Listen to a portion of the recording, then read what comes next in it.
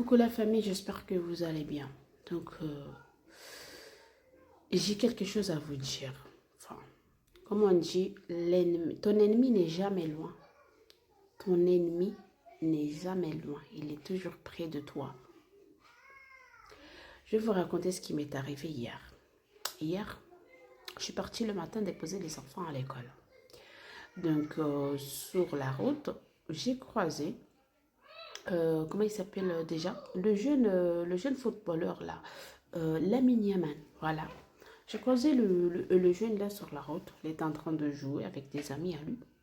Donc il m'a salué, il m'a passé le bonjour, moi je lui ai dit, je lui ai passé le bonjour. Et là, il m'a proposé, il m'a dit, est-ce que je peux t'accompagner avec ton enfant à l'école? J'ai dit, ok, il n'y a pas de souci. Du coup, il a pris mon fils, il l'a mis sur les épaules, on est parti. J'ai déposé mon fils à l'école au retour. Il s'est, il est retourné avec ses amis en train de jouer.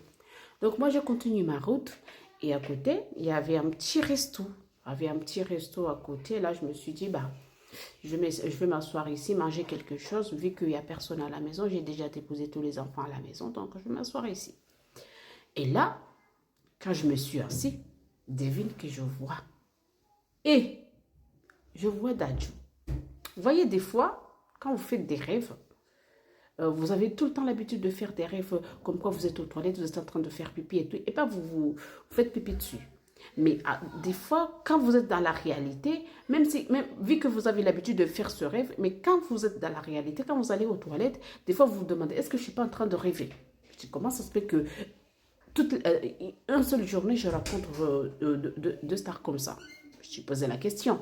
Je me suis dit, bah, je me suis mis un petit claque là. Oh non, non, je ne suis pas en train de rêver. Là, il était là en train de manger tranquille. Et moi, je continue. J'ai fait ma commande. Là, je suis assise. J'attends. Et là, je vois le monsieur, il vient vers moi. Bonjour madame, ça va, tu vas bien? Bah, on a échangé on a fait quelques échanges. Et là, il me dit, il m'a demandé, tu viens de quelle origine? Je suis comorien. Ah bah oui.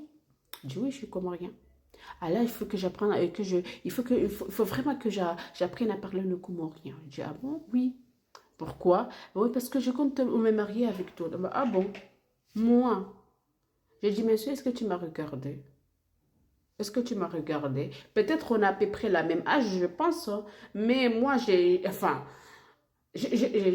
lui ai donné mon CV. Moi, j'ai déjà cet enfant-là. Tu vas faire comment?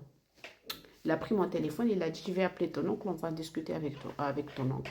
Il a pris mon téléphone et je lui ai passé le téléphone de mon oncle. Il s'est déplacé, il est en train de parler. Il a dit, il va même apprendre le comorien, il est en train de parler. Et là, qu'est-ce que je vois encore derrière moi? J'attends quelqu'un qui m'appelle. Il m'appelle, il m'appelle, il m'appelle. Je me retourne. C'est mon mari. C'était mon mari qui vient de me réveiller.